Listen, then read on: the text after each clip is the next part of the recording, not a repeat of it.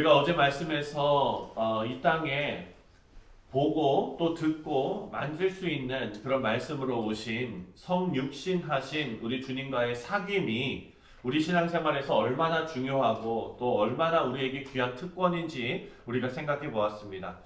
오늘 말씀에서도요, 어제 말씀에 이어서 하나님과 교제하는 성도들의 증거로 나타난 것이 있는데, 그것이 바로 형제를 사랑하는 계명을 지키는 것이다 라는 것을 오늘 본문이 말씀하고 있습니다. 3절에서 6절까지의 말씀을 보면은요, 하나님의 계명을 지키는 성도가 하나님과 연합한 성도이고, 그리고 하나님과 교제하는 성도다 라고 말하고 있습니다. 여러분, 하나님하고 연합한 성도, 그리고 하나님하고 교제하는 성도는 무엇을 지키는 성도라고요? 하나님의 계명을 지키는 성도다라고 지금 말하고 있어요. 자, 하나님을 안다는 것은요, 그냥 지식적으로 이론적으로 아는 것이 아니라 하나님의 계명을 지키면서 경험한 체험적이고 실제적인 지식을 의미하는 것입니다. 그러니까 우리가 이론적으로 아는 게 아니라 하나님의 계명을 지키면서 우리가 경험하고 체험하고 그리고 아주 실제적으로 우리에게 나타난 그런 지식을 말하는 것이죠. 먼저 3절을 우리가 같이 읽겠습니다. 3절 시작. 우리가 그의 계명을 지키면 이로써 우리가 그를 아는 줄로 알 것이요. 자, 그러니까 많은 사람들이 나는 압니다, 나는 주님을 압니다 이렇게 얘기한다고 믿을 수 있는 것이 아니라, 여기서 얘기하는 거 보니까요, 우리가 그 계명을 지키면 이로써 우리가 그를 아는 줄로 알게 된다라는 거죠. 사랑하는 성도님들, 우리가 어떻게 예수님을 알고 또 예수님을 사랑한다고 확신할 수 있느냐, 그 문제에 대해서 요한은 아주 클리어하게, 아주 단순하게 그리고 확실하게 우리에게 답을 주고 있습니다. 바로 하나님의 계명을 지키는 성도가 하나님을 안다라는 거예요. 예수님께서 말씀하신 것처럼 나의 계명을 지키는 자라야 나를 사랑하는 자다라고 예수님 말씀하셨잖아요. 우리는 하나님께 다 은혜를 입었습니다. 그래서 이제는 죄의 종이 아니라 예수님 말씀대로 살아가는 의로운 성도가 다 되었습니다. 이렇게 예수님 말씀 따라서 철저하게 예수님을 의지할 때 우리에게 나타나는 현상이 있대요. 5절 말씀을 보겠습니다. 5절입니다. 시작. 누구든지 그의 말씀을 지키는 자는 하나님의 사랑이 참으로 그 속에서 온전하게 되었나니 이로써 우리가 그 안에 있는 줄을 아노라. 아멘. 여기서요, 우리가 예수님 안에 있습니까? 여러분, 예수님 안에 거하시기 바랍니다. 그러면 여러분 아멘 하시고, 우리가 너무나 많이 들었던 그런 내용이죠. 우리가 예수님 안에 있는 줄 어떻게 아느냐. 5절 말씀을 보니까 그의 말씀을 지키는 자는 하나님의 사랑이 참으로 그 속에 온전하게 되었대요. 우리가 예수님 안에 있는 것을 알 수 있는 방법이 있는데, 그것은 바로 우리의 상태를 보면 안다는 거죠. 하나님의 사랑이 참으로 우리 안에 온전하게 다 녹아 있다면 우리는 말씀을 지키게 되어 있다는 말씀입니다. 우리가 많이 들어본 비유가 이거죠. 여러분, 나무는 뭘로 알아봅니까? 나무는 열매로 알아본다. 그렇죠? 네, 배나무는 그냥 지금 밖에 나가 보면은요, 다 이파리 다 떨어지고 그래서 뭔 나무인지 모르잖아요. 근데 이것은 열매로 그 나무를 우리가 알아본다라는 비유는 참 많이 들었던 비유입니다. 예수님께서도 이 비유를 하셨죠. 마태복음 7장에서 뭐라고 하셨습니까? 가시나무가 열매를 맺지 못한대요. 엉겅퀴에서 무화과 열매가 열리지 않는데요. 좋은 나무에서 좋은 열매가 맺힌대요. 예수님께서 하신 비유입니다. 말씀을 어떻게든지 지켜내야 하나님의 자녀가 된다는 말씀이 아닌 거예요. 이것은 하나님의 자녀가 된 사람은 자연히 말씀을 지키게 되어져 있다라는 거죠. 그래서 나무와 열매는 따로 분리해서 생각할 수가 없어요. 여러분, 나무하고 열매, 이거를 뭐 열매가 어떻게 뭐 이렇게 떨어져 있는데 그걸 묶어 놓는다고 이게 되는 거 아니잖아요. 이것은 나무하고 열매는 한 몸인 거죠. 붙어 있는 거죠. 그래서 우리는 사실 따로 분리되어져 있는 것이 아니라 우리는 나무와 열매, 그리고 우리가 계명을 지키는 것과 하나님의 안에 거하는 것과 이 모든 것이 다 연결되어져 있다는 것을 우리가 알 수가 있습니다. 6절 말씀을 함께 읽겠습니다. 6절 시작.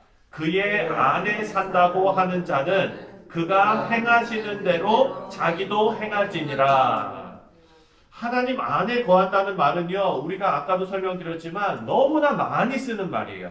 그렇기 때문에 그 의미가 모호해지고 또 불명확해질 때가 참 많습니다. 하나님 안에 거한다는 말은요, 우리가 거룩하신 하나님 안으로 하나님의 성품을 가지고 들어간다는 의미이지요. 다시 말해서 예수님의 죽으심으로 우리는 원래 죄 짓는 것을 좋아하던 사람들이었는데 이제 우리가 죽은 거예요. 그리고 예수님의 죽음에서 다시 살아나심으로 우리가 새 생명으로 거듭나게 된 사건을 우리는 생각해야 합니다. 그래서 바울이 뭐라고 얘기합니까? 갈라디아서에서 이제는 내가 산 것이 아니라 내 안에 그리스도께서 사신 것이다. 하나님 안에 산다는 것은 이제 여러분 예능 프로그램에 이거 있죠. 나 혼자 산다. 예, 나 혼자 산다. 인생은 나 혼자 사는 거 아닌 거 아시죠? 여러분 혼자 사는 거 아니에요. 하나님 안에 산다는 것은 이제 우리 인생이 나 혼자 사는 인생에서 하나님과 함께 사는 인생으로 바뀐 거죠. 그것이 바로 하나님 안에 거한다는 의미입니다. 내 인생의 주인이 이제 내가 아니라 예수님이시기 때문에, 그렇다면 예수님께서 내 안에 행하시는 대로 내가 살게 되는 일이죠. 그렇다면 예수님께서 행하시는 일이 무엇일까 우리가 알아야 되는 거 아닙니까? 그래야 내가 예수님 안에 거하는지 아니면 예수님 밖에서 나 혼자 사는 것인지 그걸 알 수가 있잖아요.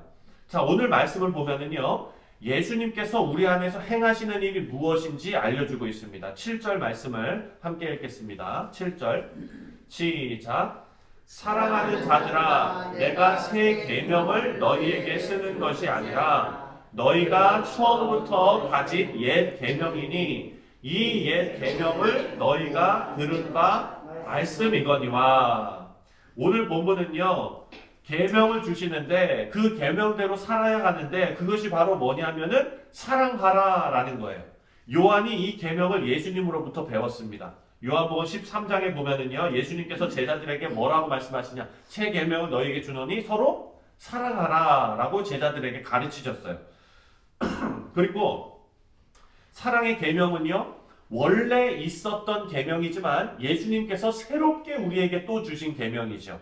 마태복음 22장 37절부터 40절에 보면은 우리에게 이 주신 계명에 대해서 설명하고 있습니다. 제가 읽어드릴게요. 예수님께서 이르시되 내 마음을 다하고 목숨을 다하고 뜻을 다하여 주 너의 하나님을 사랑하라 하셨으니 이것이 크고 첫째 되는 계명이요 둘째도 그와 같으니 내 이웃을 내 자신같이 사랑하라 하셨으니 이 두 계명이 온 율법과 선지자의 강령이니라. 아멘. 예수님께서 어느 계명이 제일 큰 계명입니까? 이렇게 어떤 율법사가 물어왔더니 예수님께서 이렇게 설명해 주신 거예요. 제일 큰 계명은 사랑이다. 하나님 사랑하고 이웃 사랑하는 것이다. 이것은 구약에도 있었던 계명이고 그리고 예수님께서 다시 명령하신 새로운 계명이라는 거죠. 그래서 서로 사랑하라라는 계명을 지키는 것도 우리가 열매 맺는 나무의 비유와 같이 예수를 믿는 성도들은요, 여러분, 사랑할 수밖에 없는 자들로 변해져 간다는 거예요. 그래서 여러분, 지금 혹시 여러분 마음에 누구 미워하는 사람 혹시 있으시면은 여러분 그거 가지고 맨날 씨름하면서 나는 안 되는 사람인가 봐, 이게 미움이 없어지지 않아, 이렇게 고민하지 마시고요. 왜냐하면 예수 믿는 성도라면은요, 예수님 안에 거하는 성도라면 누구를 계속 미워할 수 있는 존재가 되지 못한다는 거예요. 예.